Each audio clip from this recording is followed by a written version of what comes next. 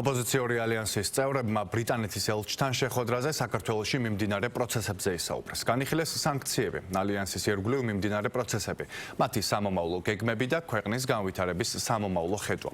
შიდა დაპირისპირების მიუხედავად დისკუსიას ესწრებოდა ნაციონალური მოძრაობის წევრი გია ბარამიძე. შეხვედრა ბრიტანეთის საელჩოს ინიციატივით შედგა. დიდებული შეხვედრა იყო, გავაცანით ალიანსის გეგმები, მისგანაც მოვისმინეთ რა ხდება მათი მიმართულებით, კმაყოფილები ვართ, ბუნებრივია მათ უთხარით, რის შესახებ არის ალიანსი, რომ ეს არ არის მხოლოდ რეჟიმის წინააღმდეგ, რომ ეს არის ასევე ოპოზიციის დემოკრატიული გადატვირთვის პროექტი. ის რომ ბრიტანეთის ელჩისთვის რაიმე ახალი იყოს იმაში, თუ რას წარმოადგენს ურა ჯაფარიძის ან